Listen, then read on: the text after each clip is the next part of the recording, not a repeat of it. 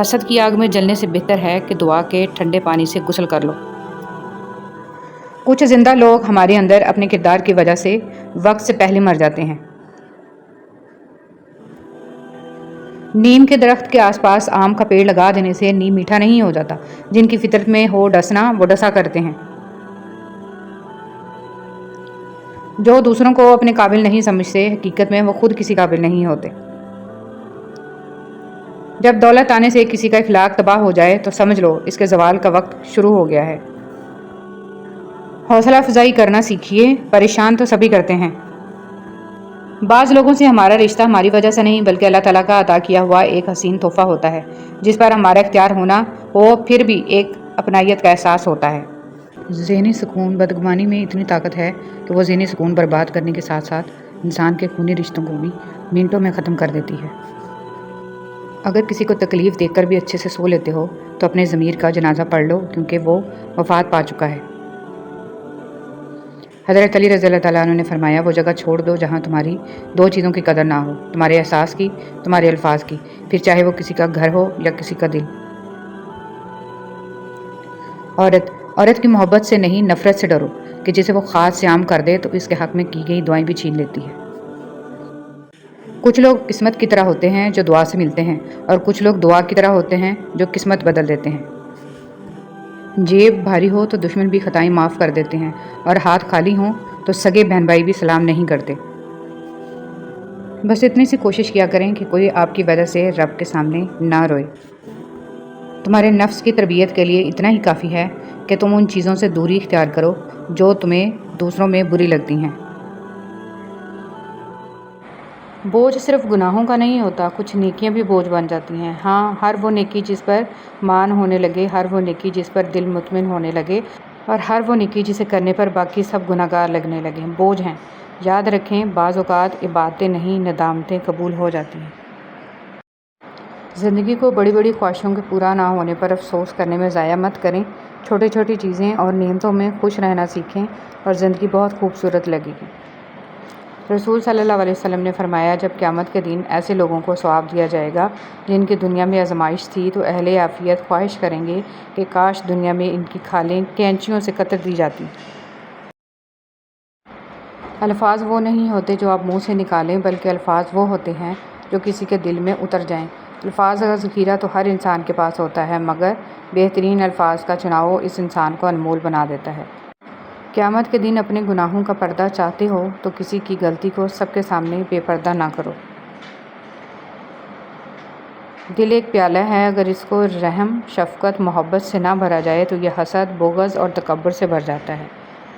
حاجت روائی تین چیزوں کے بغیر پائیدار نہیں ہوتی۔ اسے چھوٹا سمجھا جائے تاکہ وہ بڑی قرار پائے، اسے چھپایا جائے تاکہ وہ خود بخود ظاہر ہو اور اس میں جلدی کی جائے تاکہ وہ خوشگوار ہوں۔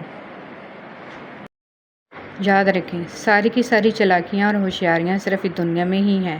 اس کو بیوقوف بنا لیا، اس کو بیوقوف بنا لیا، اس سے جھوٹ بول لیا، اس کو دھوکہ دے دیا، لیکن ہم یاد رکھیں جو کچھ ہم کر رہے ہیں وہ ہواؤں میں نہیں اڑ رہا بلکہ فرشتے لکھ رہے ہیں اور اللہ تعالیٰ دیکھ رہا ہے۔ خوبصورت انسان وہی ہے جس سے بات کرنا آسان ہو، جس سے مشکل میں مدد مانگنا آسان ہو اور جو دوسروں کے دکھ درد میں شامل رہے، جو آنسو صاف کرنا جانتا ہو، جو مرہم بننا اور مرہم لگانا جانتا ہو۔ اگر آپ ایسے انسان ہیں تو یقیناً اللہ تعالیٰ نے آپ کو بہت خاص بنایا ہے۔ عقل کی کروڑوں دلیلیں اللہ سے ایک گناہ بھی معاف نہیں کرا سکتی لیکن ندامت کا ایک آنسو زندگی بھر کے گناہ معاف کرا سکتا ہے۔ لوٹ آؤ اپنے رب کی طرف اس سے پہلے کہ لوٹا دیے جاؤ۔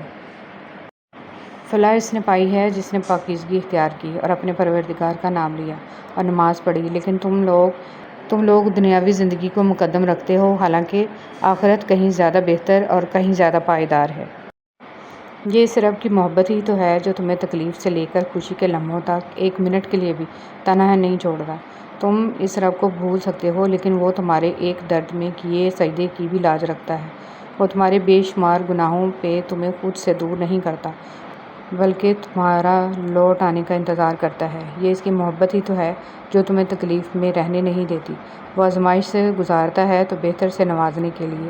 اس کی محبت کو دنیا میں کسی چیز سے مقابلہ نہیں کر سکتی۔ اس رب کی محبت کبھی ختم نہیں ہوتی۔ اس حقیقت کو جتنی جلدی قبول کر سکتے ہو قبول کیجیے کہ زندگی ہماری مرضی کے مطابق کبھی نہیں چلتی، ہوتا وہی ہے جو منظور خدا ہوتا ہے۔ اس لیے اللہ کی رضا میں راضی رہنا سیکھیں۔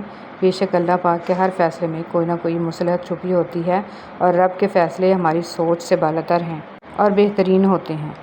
اللہ تعالیٰ کو راضی کرنا، جو لوگ چھوڑ جائیں انہیں آپ بھی چھوڑ دیں، جو توڑ جائیں انہیں معاف کر دیں، جو الفاظ نہ سمجھ سکیں ان کے سامنے خاموشی اختیار کر لیں، جو جہاں ہے اسے وہیں رہنے دیں۔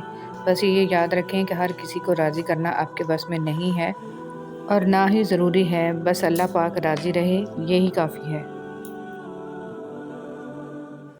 حضرت علی رضی اللہ تعالیٰ عنہ نے فرمایا، جب اللہ کسی بندے کے ساتھ بھلائی کا ارادہ کرتا ہے تو اسے کم بولنے، کم کھانے اور کم سونے کی ترغیب دیتا ہے۔ کچھ لوگوں کو ہم عزت دینا چاہتے ہیں مگر وہ اپنے رویے سے ثابت کر دیتے ہیں کہ انہیں اس کی ضرورت نہیں ہے۔ ذکر کرنے والوں کی صحبت۔ حضرت عبداللہ بن مسعود رضی اللہ تعالیٰ عنہ فرماتے ہیں، کثرت سے اللہ تعالیٰ کا ذکر کیا کرو اور صرف اس شخص کی صحبت اختیار کرو جو اللہ کا ذکر کرنے میں تمہارا معاون و مددگار ہو۔ ایک سائل نے کسی دانا شخص سے پوچھا، کیا چیز زیادہ اہم ہوتی ہے، راستہ یا منزل؟ دانا شخص بولا، تمہارا ہمسفر۔ اللہ تعالیٰ فرماتا ہے، نہ تو تیرے رب نے تجھے چھوڑا ہے نہ وہ بیزار ہو گیا، اللہ ہی تمہارا پہلا سہارا تھا اور اللہ ہی تمہارا آخری سہارا ہے۔ تم کتنے ہی گناہ گار کیوں نہ ہو، کتنے ہی نافرمان کیوں نہ ہو، جب بھی تم اسے پکارو گے وہ تمہیں جواب دے گا۔ تم پلٹ کر آنے میں دیر کرتے ہو مگر وہ دیر نہیں کرتا، وہ بس تھام لیتا ہے اور رحم فرما دیتا ہے، اور وہ وقت دور نہیں ہے جب تمہیں تمہارا رب اتنا دے گا کہ تم راضی ہو جاؤ گے۔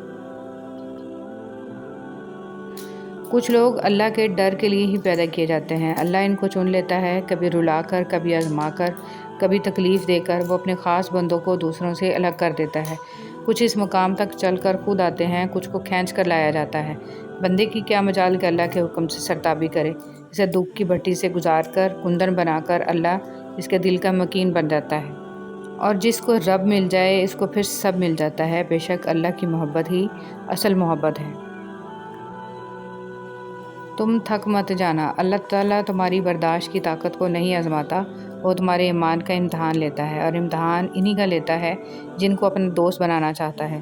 اللہ کو تمہاری برداشت کی حد معلوم ہے اور اللہ کبھی تمہیں اس حد سے زیادہ غم نہیں دے گا۔ تمہیں لگتا ہے اب تم تھک گئے ہو مگر تھکتا تمہارا ایمان نہیں، بس حوصلہ گھبرا جاتا ہے۔ جب اللہ کن کہتا ہے تو ناممکن ممکن بن جاتا ہے اور دعائیں مقدر پر بھاری پڑ جاتی ہیں۔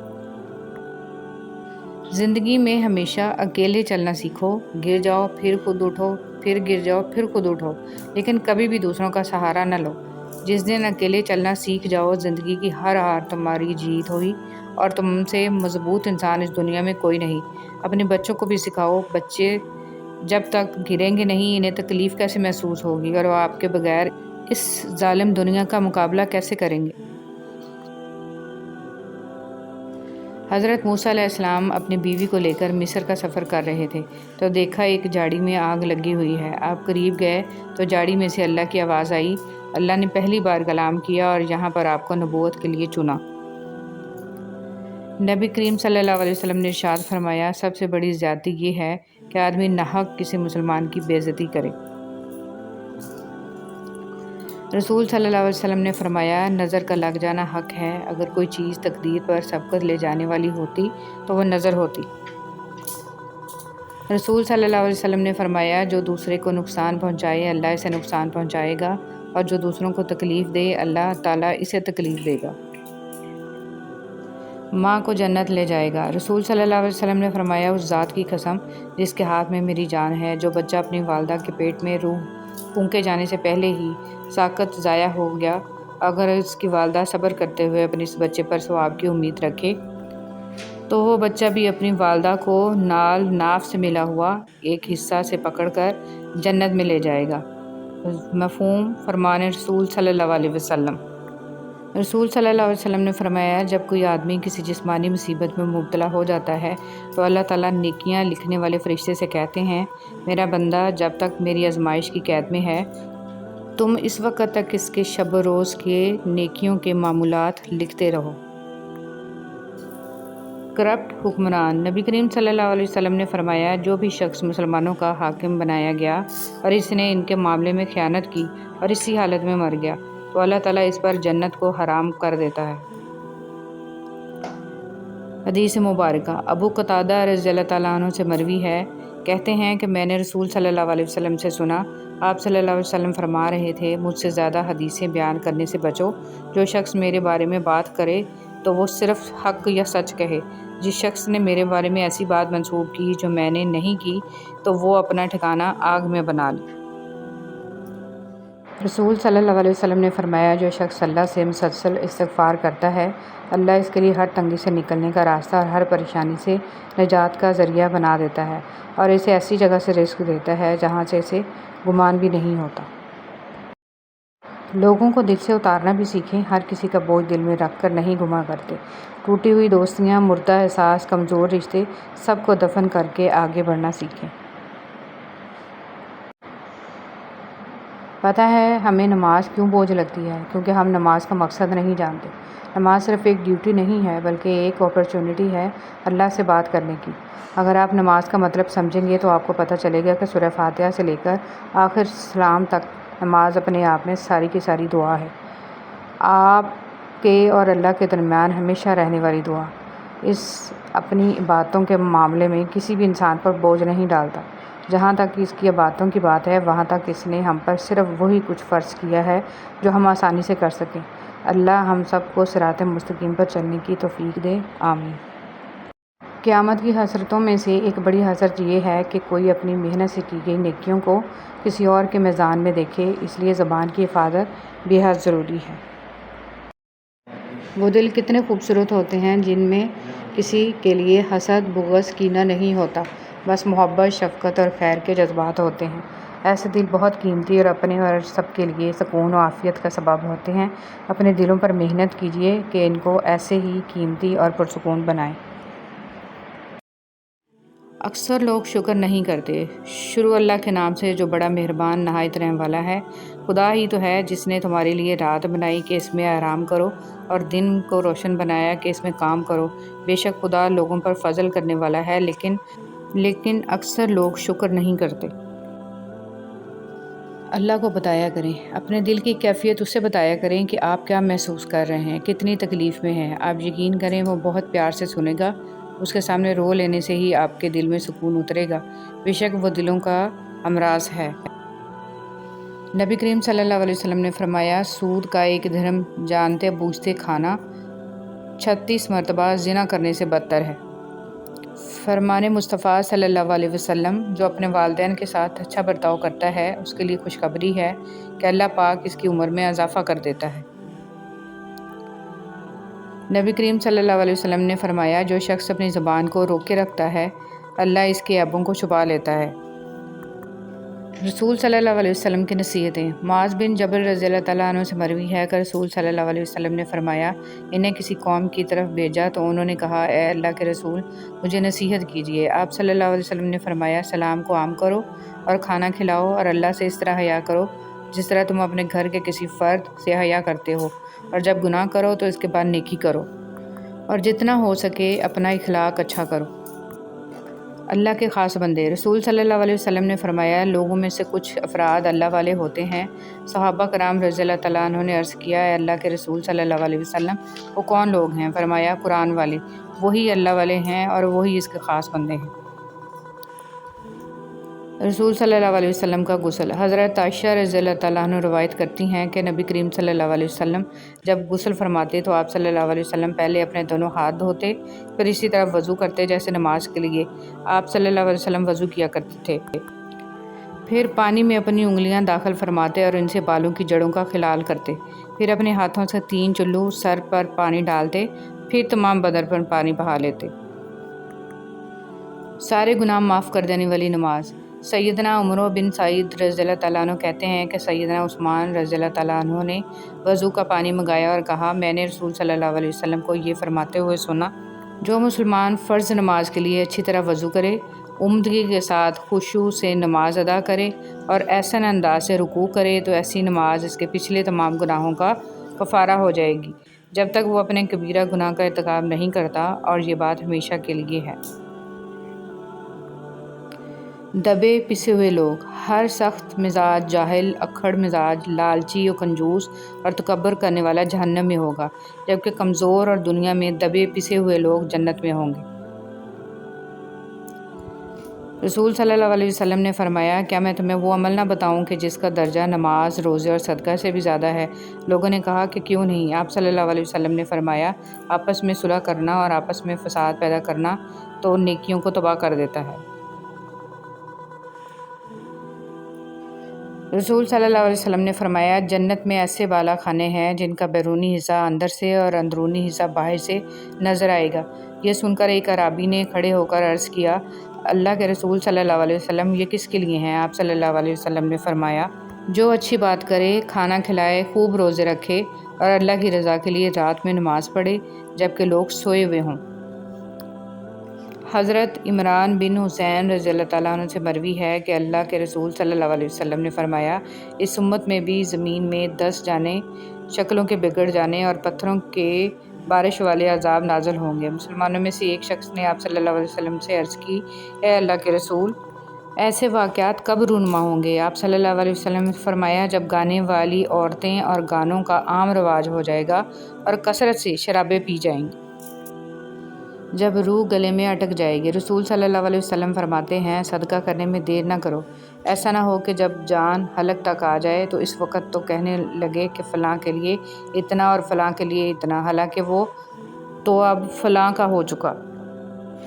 ارشاد نبوی صلی اللہ علیہ وسلم، اور جب تم کسی مریض یا کسی مرنے والے کی عیادت کے لیے جاؤ تو وہاں حق اور بھلائی کی بات کہو، کیونکہ وہاں تم جو بولتے ہو فرشتے اس پر آمین کہتے ہیں۔ عبداللہ بن عوف فرماتے ہیں، ایک رات میں نے خواب میں دیکھا کہ قیامت برپا ہو چکی ہے، مجھے حساب و کتاب کے لیے لایا گیا، میرا حساب بڑی آسانی سے ہو گیا، پھر مجھے جنت میں لایا گیا اور وہاں مجھے بہت سارے محل دکھائے گئے، مجھے کہتے ہیں اس محل کے دروازوں کو شمار کرو، میں نے شمار کیے تو 50 دروازے تھے، پھر کہتے ہیں اس محل کے گھروں کو شمار کرو تو وہ 175 گھر تھے، وہ گھر میری ملکیت میں دے دیے گئے، مجھے انتہائی خوشی ہوئی، جیسے ہی میری آنکھ کھلی تو خدا کا شکر ادا کیا، صبح ہوتے ہی ابن سیرین کے پاس گیا اور اپنے خواب کو بیان کیا، انہوں نے کہا، یقیناً آپ آیت الکرسی کی زیادہ تلاوت کرتے ہیں؟ میں نے کہا، جی ہاں۔ مخلص انسان ہمیشہ یاد رہتے ہیں، اور دلوں میں بھی، لفظوں میں بھی اور دعاؤں میں بھی۔ زندگی کے خوبصورت لمحات میں ایک لمحہ یہ بھی ہے کہ جب آپ کسی مشکل میں ہوں اور قرآن کی تلاوت کر رہے ہوں اور اچانک آپ کی نظر اس آیت پر پڑے۔ ترجمہ: اور اللہ سے مدد چاہو اور صبر کرو، بے شک وہی عطا کرنے والا ہے۔ کس قدر عجیب لوگ ہیں ہم، محبت ہم نبھا نہیں سکتے اور نفرت ہم سہ نہیں سکتے، احساس ہم میں زندہ نہیں رہا اور احترام ہم میں باقی نہیں ہے، میل جول سے ہم دور بھاگتے ہیں، حسد ہم میں بھرا ہوا ہے، غلطی ہم نے تسلیم نہیں کرنی اور معذرت کو ہم توہین سمجھتے ہیں، عبادت کی ہم کو خبر نہیں، حقیقتیں ہم کو اچھی نہیں لگتی، موت ہمیں یاد ہی نہیں، اور پھر کہتے ہیں سکون نہ جانے کہاں کھو گیا ہمارا۔ سوچئے، تھوڑا نہیں پورا سوچئے۔ رشتوں میں سب سے بہتر رشتہ مخلصی کا ہوتا ہے، جہاں ذاتی مفاد سے ہٹ کر صرف اپنائیت اور خلوص کو اہمیت حاصل ہوتی ہے۔ زندگی میں بہت کم ایسے لوگ ملتے ہیں جو بغیر کسی مفاد اور لالچ کے ہمارے ساتھ ہوتے ہیں۔ ایسے لوگ جب روٹھ جائیں یا ہم سے دور چلے جائیں تب انہیں ضرور منا لیجئے، انہیں کبھی خود سے دور نہ جانے دیجئے۔ مومن کی پہچان اس کی عبادت نہیں بلکہ اس کے معاملات ہیں۔ نبی کریم صلی اللہ علیہ وسلم نے ارشاد فرمایا، سب سے بڑی زیادتی یہ ہے کہ آدمی ناحق کسی مسلمان کی بے عزتی کرے۔ رسول صلی اللہ علیہ وسلم نے فرمایا، نظر کا لگ جانا حق ہے، اگر کوئی چیز تقدیر پر سبقت لے جانے والی ہوتی تو وہ نظر ہوتی۔ رسول صلی اللہ علیہ وسلم نے فرمایا، جو دوسرے کو نقصان پہنچائے اللہ اسے نقصان پہنچائے گا، اور جو دوسروں کو تکلیف دے اللہ تعالیٰ اسے تکلیف۔ رسول صلی اللہ علیہ وسلم نے ارشاد فرمایا، اپنے شر سے دوسروں کو محفوظ رکھے، یہ بھی ایک قسم کا صدقہ ہے۔ حضرت علی رضی اللہ تعالیٰ عنہ نے فرمایا، وہ جگہ چھوڑ دو جہاں تمہاری 2 چیزوں کی قدر نہ ہو، تمہارے احساس کی، تمہارے الفاظ کی، پھر چاہے وہ کسی کا گھر ہو یا کسی کا دل۔